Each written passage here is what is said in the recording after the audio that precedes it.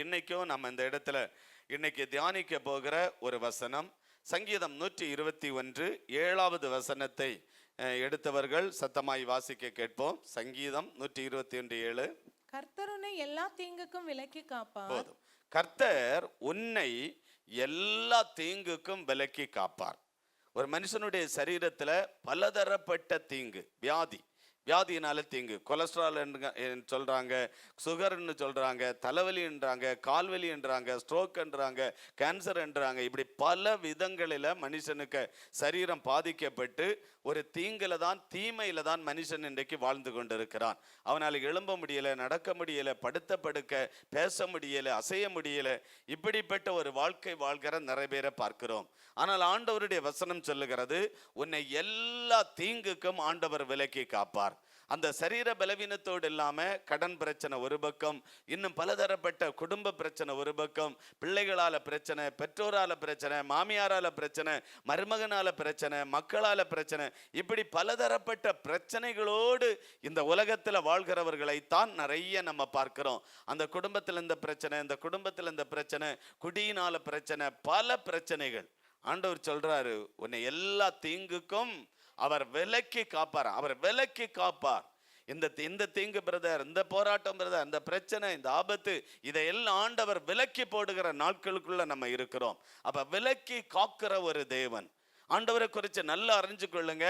எந்த பிரச்சனையா இருந்தாலும், எந்த போராட்டமா இருந்தாலும், எந்த ஆபத்துகளா இருந்தாலும் அதை விலக்கி நம்மளை காக்கிற ஒரு தேவன் நமக்கு இருக்கிறார். அதையெல்லாம் விலக்குகிற ஒரு தேவன், அதை விலகி போக பண்ணுகிற ஒரு தேவன், அதையெல்லாம் கடந்து போக பண்ணுகிற ஒரு தேவன், அதை தள்ளி விடுகிற ஒரு தேவன். அப்படி விலக்கி உங்களை காக்கிற ஒரு தேவனாய் இருக்கிறார். அவர் விலக்கி காப்பார். 2 தீமோத்தேயு 4ஆம் அதிகாரம் 18வது வசனத்தை வாசிக்கும் போது, கர்த்தர் எல்லா தீமையிலிருந்தும் உங்களை காப்பாற்றுவார். ஐயோ, என்னை காப்பாற்ற யாராவது வரமாட்டாங்களா? என்னை காப்பாற்ற யாராவது வரமாட்டாங்களா? எனக்கு உதவி செய்ய யாராவது வரமாட்டாங்களா?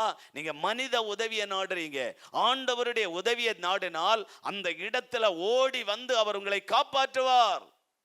ஓடி வந்து உங்களை காப்பாற்றுவார்.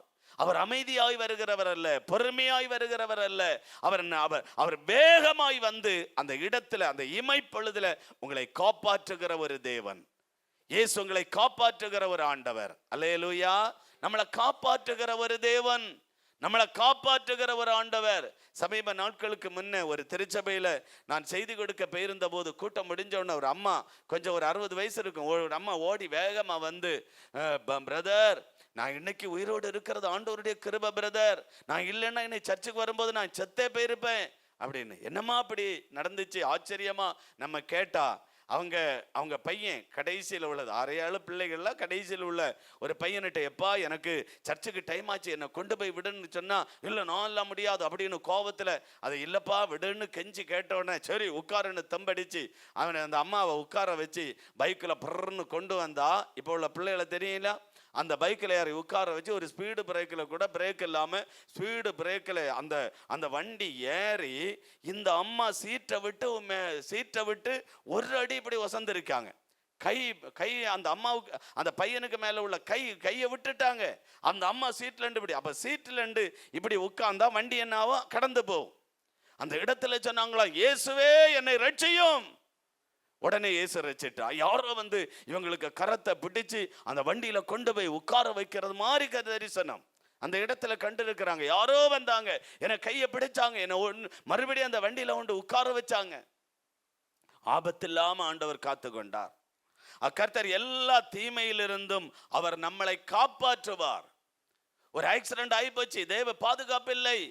அப்ப ஆண்டவர் நம்மளை காப்பாற்றுவார். எந்த தீங்குக்கும், எந்த தீமைக்கும், எந்த போராட்டத்துக்கும், எந்த ஆபத்துக்கும், எந்த பலவீனத்துக்கும், எந்த உபத்திரவத்துக்கும், எந்த கஷ்டத்துக்கும் நம்மளை காப்பாற்றுகிற ஒரு தேவன். அல்லேலூயா சொல்லுங்களா. சரி, யாரை ஆண்டவர் காப்பாற்றுவார்? 3 வசனத்தை நான் உங்களுக்கு வேகமாக எடுத்து நான் முடிக்கிறேன். யாரை ஆண்டவர் காப்பாற்றுவார்? முதலாவது, கர்த்தரிடத்துல அன்பு கூறுகிறவர்களை ஆண்டவர் காப்பார். ஆண்டவரை காப்பாற்றுவார். தேவனிடத்தில் அன்பு இருக்கணும், ஆண்டவரிடத்தில் அன்பு இருக்கணும், ஆண்டவரிடத்தில் ஒரு அன்பு இருக்கணும். உங்களுக்கு ஒரு குழந்தை இருந்தா அந்த குழந்தை மேல உங்களுக்கு எவ்வளவு பெரிய அன்பு. சாப்பிட்டியான்னு கேட்குறீங்க, சாப்பாடை ஊட்டி விடுறீங்க, துணியை துவைச்சு கொடுக்குறீங்க, புதிய துணியை எடுத்து கொடுக்குறீங்க, முத்தம் கொடுக்குறீங்க, எடுக்கிறீங்க, தூக்குறீங்க. முடியாட்டாலும் நீங்க பலவீனத்தில் இருந்தா கூட அந்த பிள்ளையை தூக்குறீங்க. எவ்வளவு பெரிய அன்பு. அந்த ஆண்டவருக்கு மேல நீங்க எவ்வளவு அன்பு செலுத்துறோம். ஆண்டவரை தேடுறோமா, ஆண்டவரிடத்துல ஜெபிக்கிறோமா, ஆண்டவர் கற்றுக் கொடுத்த வசனத்தை வாசிக்கிறோமா, பைபிள் தந்திருக்கிறாரே அதை வாசிக்கிறோமா, ஆராதனைக்கு போறோமா, நேரத்தோட போறோமா, ஜெபிக்கிறோமா, கொஞ்சம் யோசித்து பாருங்க. அப்ப ஆண்டவருக்கு மேல அன்பு கூறணும். அன்பாய் இருக்கிறவர்களை ஆண்டவர் பாதுகாப்பார்.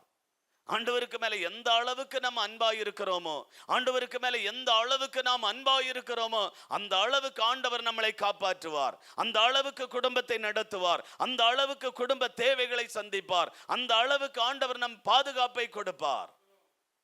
ஆண்டவருக்கு மேல அன்பாய் இருப்பது. 145 சங்கீதம் 20வது வசனத்தை வாசிப்போம்.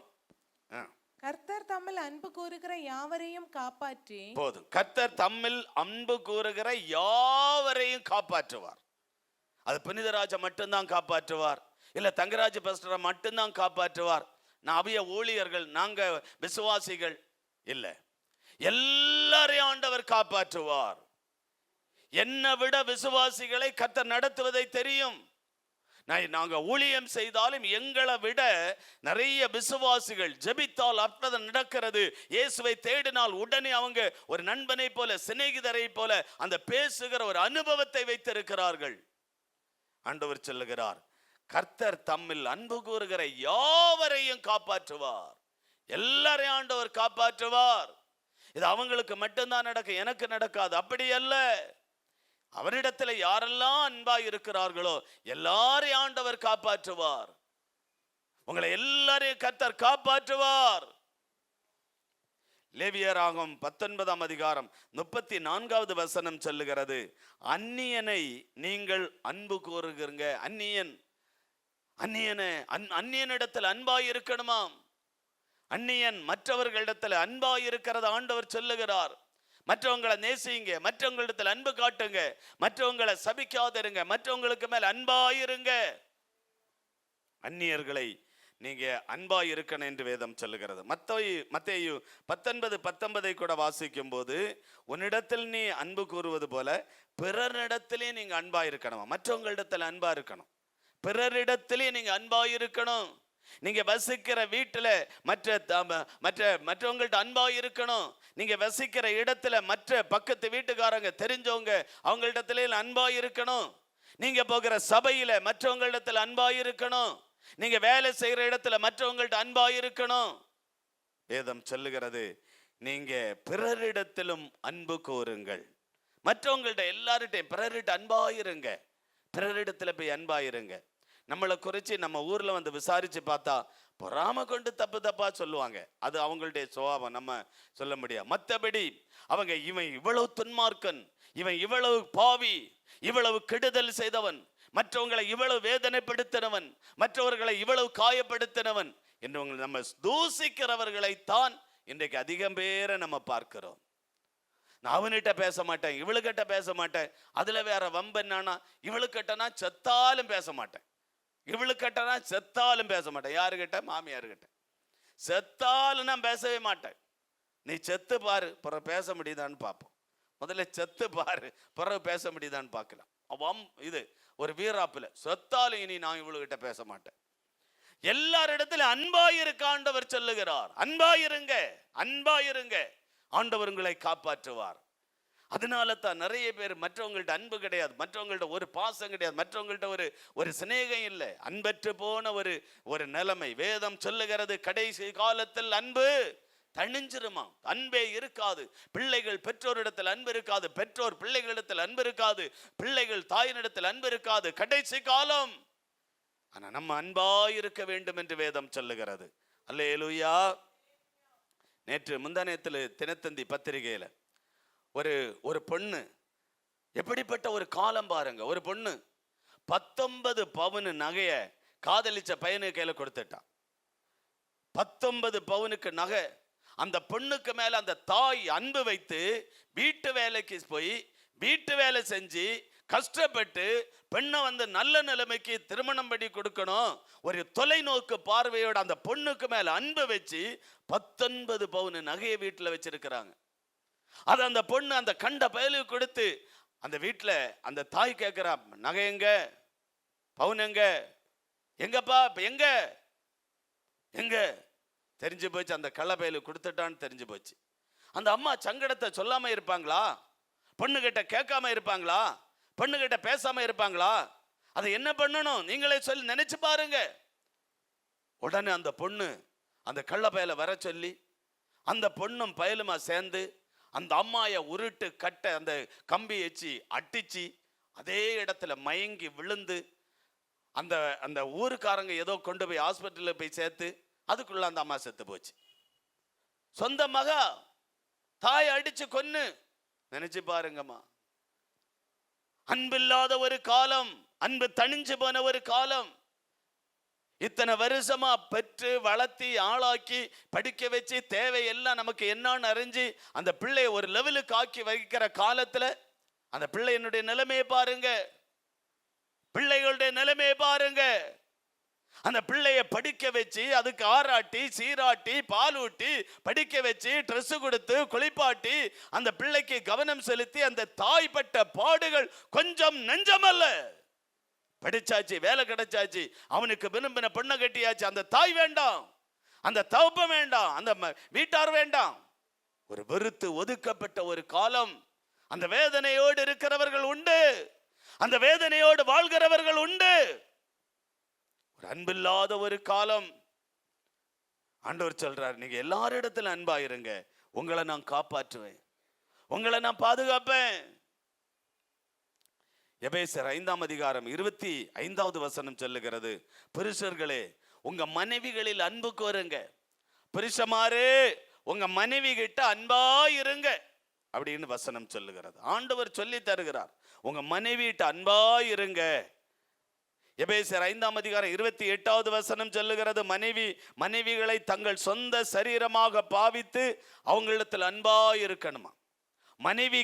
மனைவிட்ட புருஷன் அவனுக்கு சரீரமாய் பாவித்து, இது என் சரீரம், எனக்கு அடிபட்டா வலிக்கும், எனக்கு காயப்பட்டா வலி எடுக்கும், அந்த சரீரமாய் மனைவியை பாவித்து அவளிடத்தில் அன்பு கூற வேண்டும் என்று வேதம் சொல்லுகிறது. எபேசியர் 5ஆம் அதிகாரம் 33வது வசனம் சொல்லுகிறது, மனைவியும் புருஷனிடத்தில் பயபக்தியா இருக்கணும். மனைவியும் புருஷனுக்கிட்ட ரொம்ப பயபக்தியா இருக்கணும், அன்பா இருக்கணும், ரொம்ப அன்பா இருக்க வேண்டும். இன்னைக்கு அந்த அன்பு இல்லாத ஒரு காலம். இன்னைக்கு இந்த அன்பு இல்லை, இந்த அன்பு இல்லாத ஒரு காலம். இன்னைக்கு எத்தனை மனைவிமார் சீரியலுக்கு முன்னாடி உட்கார்ந்து இருந்துட்டு கணவன் வேலைக்கு போய் களைப்போடு வீட்டுக்கு வந்தால் ஒரு தண்ணி கூட வேணுமான்னு கேட்காத மனைவிமார்கள் இந்த உலகத்தில் உண்டு. பாயம் பிளந்துட்டு அந்த டிவிக்கு முன்னாடி அவளுக்கு கான்சன்ட்ரேஷன் ஃபுல்லா அதிலே அப்படியே மூழ்கி இருக்கிறாள். அந்த டிவிக்கு முன்னாடி, செல்லுக்கு முன்னாடி, அந்த கம்ப்யூட்டர் முன்னாடி அதிலே தான் மூழ்கி இருக்கிறாள். புருஷன் வாரதோ அவனுக்கு என்ன தேவை என்பதோ அவனுக்கு செய்ய வேண்டிய பணிவிடைகள் செய்யாத மனைவிமார்கள் எத்தனையோ பேர். அன்பில்லாத ஒரு காலம், கணவனை நேசிக்காத ஒரு காலம், மனைவியை நேசிக்காத ஒரு காலம், பிள்ளைகளை நேசிக்காத ஒரு காலம். ஆண்டவர் சொல்லுகிறார், அவங்களிடத்தில் அன்பா இருங்க, நான் உங்களை காப்பாற்றுவேன். இதெல்லாம் இல்லாததுனால தான் குடும்பங்கள் இன்னைக்கு ஒண்ணுமில்லாமல் போய்விட்டது, தரித்திரமாய் போய்விட்டது. குடும்பங்களுக்குள்ள சமாதானம் இல்லை, குடும்பங்களுக்குள்ள ஒரு மகிழ்ச்சி இல்லை, குடும்பங்களுக்குள்ள ஒரு ஆசீர்வாதம் இல்லை. அன்பா இருங்க, மற்றவங்களை நேசிங்க, பிறரை நேசிங்க, வருகிற வசிக்கிற இடத்துல, சர்ச்சில் போற இடத்துல, வேலை செய்யற இடத்துல எல்லாரையும் நேசிங்க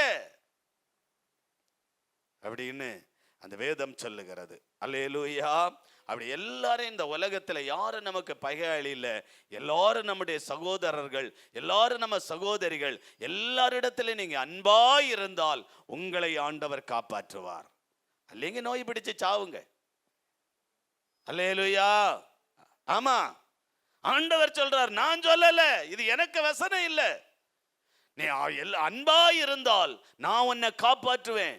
சாத்தான் காத்திருப்பான், பிசாசு காத்திருப்பான். அவங்களிடத்துல சண்டை, இவளிடத்துல சண்டை, மற்றவங்களிடத்துல சண்டை, குடும்பத்துல சண்டை, தெரிஞ்சவங்களிடத்துல சண்டை, போற இடத்துல எல்லாம் சண்டை.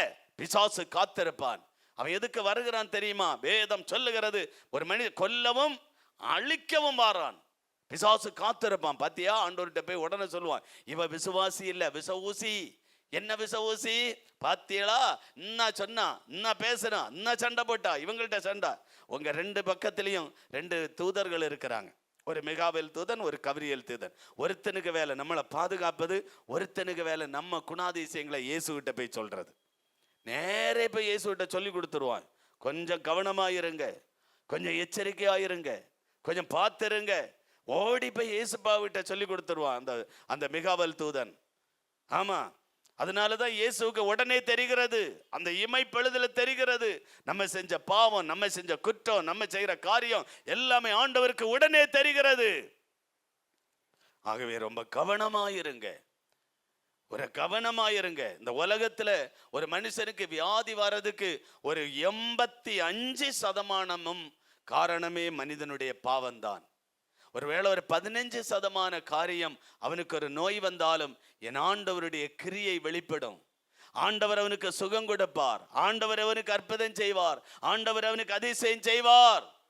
ஆமா, எனக்கு ஒரு நல்ல ஒரு, என்னுடைய பார்வைக்கு நல்ல ஒரு குடும்பம், நல்ல பாவம், அவங்க நல்ல ஸ்பிரிச்சுவல் ஆனவங்க, நல்ல ஊழியங்களுக்கு சப்போர்ட் பண்றவங்க குவைத்தில் இருக்கிறாங்க. அந்த குழந்தைக்கு 2 வயசு குழந்தைக்கு கிட்னி கேன்சர், 2 வயசு குழந்தை கிட்னி கேன்சர், வேலூர் சிஎம்சியில் ட்ரீட்மெண்ட். நான் நேரடியாக போய் பார்த்து செபிச்சுட்டு வந்தேன். அந்த பிள்ளைக்கு அந்த டாக்டர்ஸ் இந்த குழந்தை தப்பேனே சொல்லலை, தப்ப மாட்டாங்கன்னு தான் சொல்றாங்க.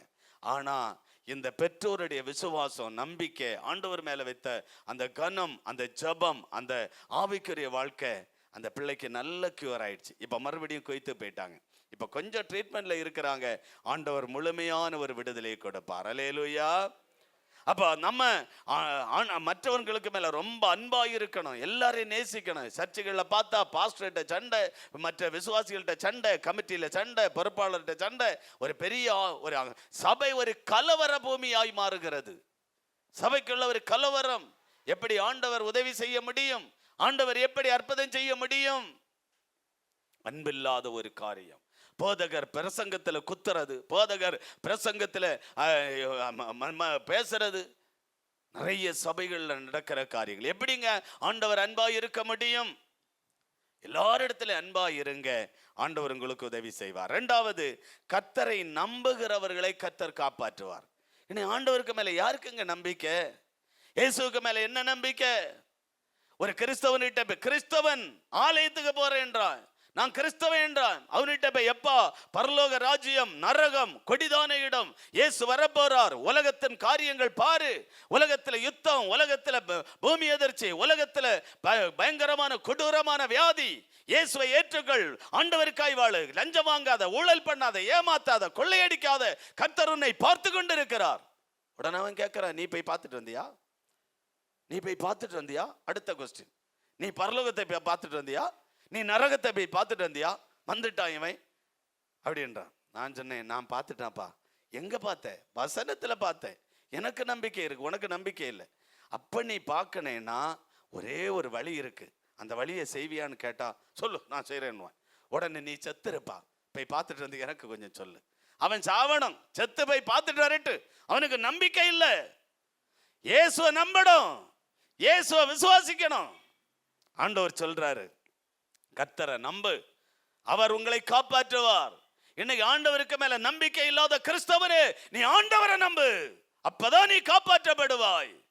வியாதி வந்து போச்சுன்னு கலங்குகிற, பணம் கஷ்டம் என்று கலங்குகிற, கடன் என்று கலங்குகிற, வியாபாரத்துல நஷ்டம் என்று கலங்குறையே, நீ ஆண்டவரை நம்பு, அவர் உன்னை காப்பாற்றுவார். உனக்கு ஆண்டவருக்கு மேல நம்பிக்கை இல்லை, கர்த்தருக்கு மேல நம்பிக்கை இருந்தால் ஞாயிற்றுக்கிழமை கடையடைச்சு சர்ச்சுக்கு போவ, ஊழியத்துக்கு போவ, ஆத்துமக்கள் ஆதாயப்படுத்த போயிருப்பாய்.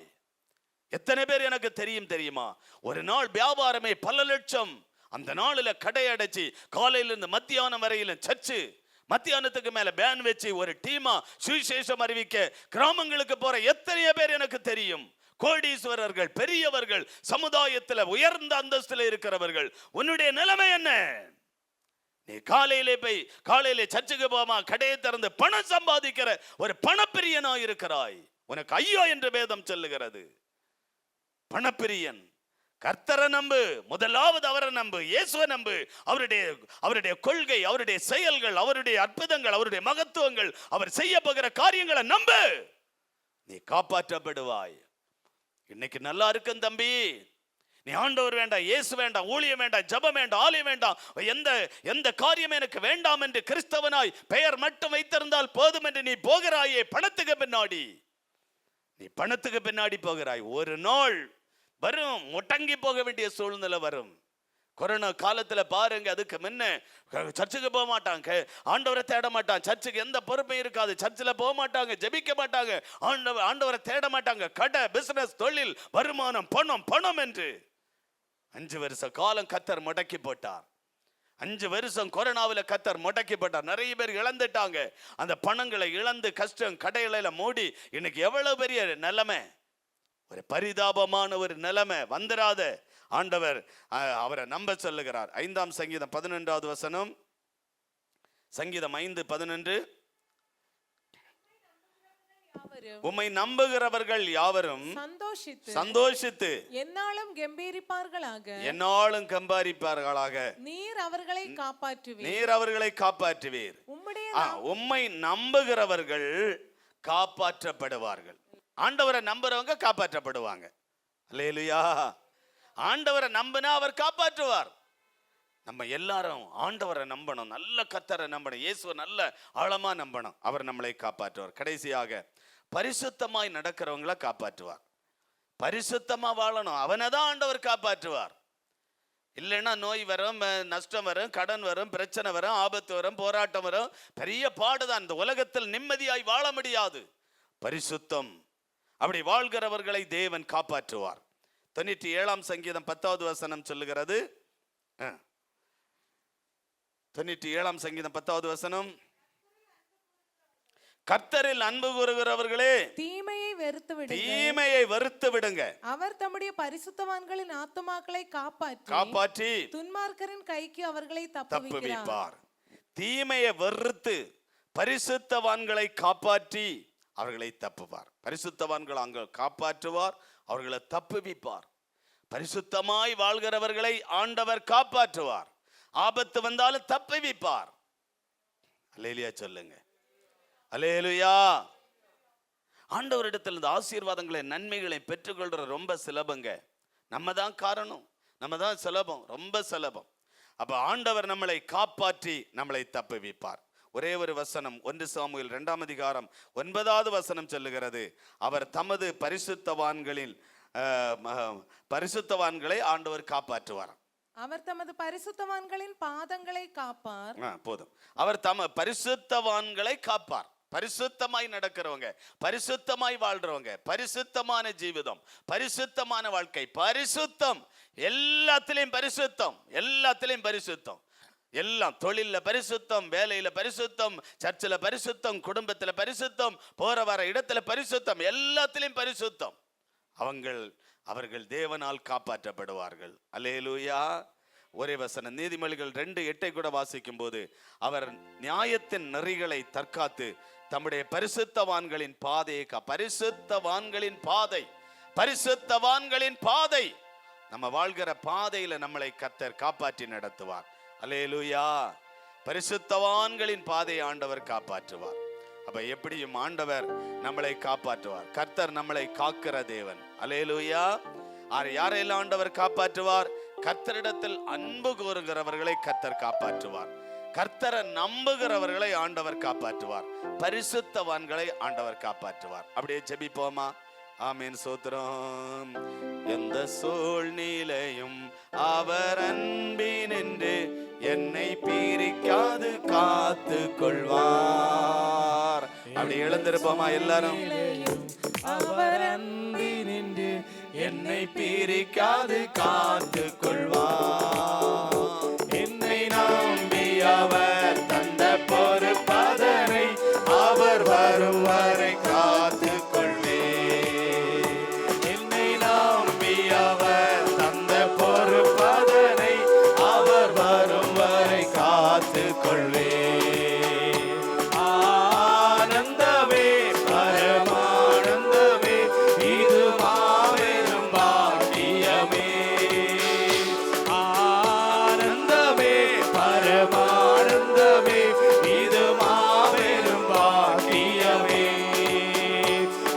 பாதலத்தில் சொந்தக்காரரவர், எந்த உள்ளத்தில் சொந்தமரா. இந்த பாதலத்தில் சொந்தக்காரரவர், எந்த உள்ளத்தில் சொந்தமரா. அவர் வரும் நாளில் என்னை கரவசைத்து அன்பாய் கூப்பிட்டு சேர்த்து கொள்வார். அவர் வரும் நாளில் என்னை கரவசைத்து அன்பாய் கூப்பிட்டு சேர்த்து கொள்வார். அவர் சமூகமதில் அங்கே அவருடனே ஆடி பாடியே மகிழ்ந்திடுவே. அவர் சமூகமதில் அங்கே அவருடனே ஆடி பாடியே மகிழ்ந்திடுவே. ஆனந்தமே பரமானந்தமே, இது மாபெரும் பாக்கியமே. ஆனந்தமே பரமானந்தமே, இது மாபெரும் பாக்கியமே. இந்த பாதத்தில் சொந்தக்காரனவர், இந்த உள்ளத்தில் சொந்தமரா.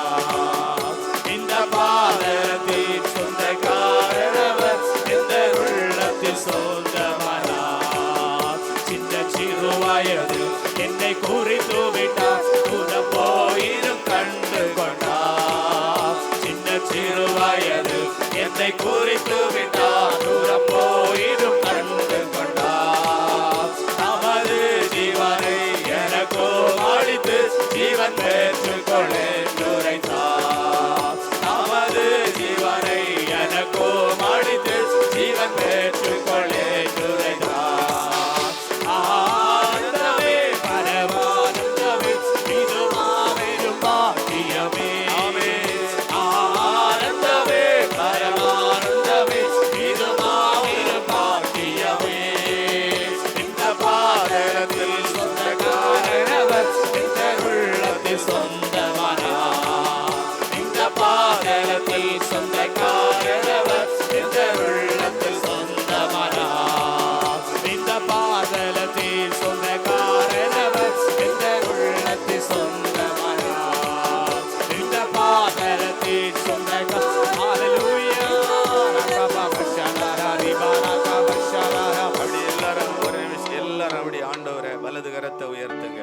வலது கரத்தை உயர்த்தி, ஆண்டவரே, இதுவரையில என்னிடத்துல சில குறைகள் உண்டு, என்னிடத்துல சில பாவங்கள் உண்டு. நான் இயேசுவை அளவுக்கு அதிகமான ஒரு அன்பு, அந்த பாசம் நான் வைக்கல. உண்மைதான் ஆண்டவரே. நான் ஆண்டவரை முழுமையான ஒரு நம்பிக்கை எனக்கு ஆண்டவருக்கு மேல இல்லை. அது உண்மைதான் ஆண்டவரே.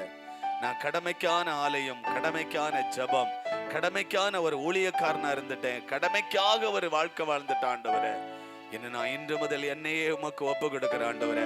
எல்லாரும் அப்படியே ஒப்பு கொடுங்க. ஆண்டவரே, என்னையே நான் ஒப்பு கொடுக்கிறேன் ஆண்டவரே. எனக்காக நீர் அடிக்கப்பட்டீரே, எனக்காக சிலுவையில ரத்தம் சிந்தினீரே, எனக்காக இம்மட்டுமாய் பாடுபட்டீரே ஆண்டவரே. இனி நான் கடைசி வரையில உமக்காக வாழுவேன் ஆண்டவரே.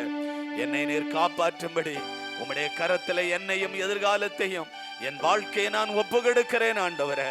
அப்படி சொல்லுங்க. இன்னைக்கு வியாதி மறையும், உங்க கடன் பிரச்சனை மாறும், உங்க போராட்டம் நீங்க, உங்களுக்கு ஒரு அற்புதம் நடக்கும். ஆண்டவரே, என்னை முழுவதுமாய் ஒப்பு கொடுக்கிறேன். இந்த நாளை எங்களுக்கு நீர் தந்ததற்காய் ஸ்தோத்திரம். உம்முடைய அன்பு கரத்தில் எங்களை தாழ்த்தி தருகிறோம். இயேசு கிறிஸ்து நாமத்தில் ஜெபிக்கிறோம். ஜெபங்களின் ஜீவனுள்ள எங்கள் நல்ல பிதாவே, ஆமேன். சேர்ந்து சொல்லுவோம். என் ஆத்துமாவே கர்த்தரை ஸ்தோத்தரி, என் முழு உள்ளமே அவருடைய பரிசுத்த நாமத்தை ஸ்தோத்தரி. என் ஆத்துமாவே கர்த்தரை ஸ்தோத்தரி, கர்த்தர் செய்த சகல உபகாரங்களை மறவாதே. ஆமேன்.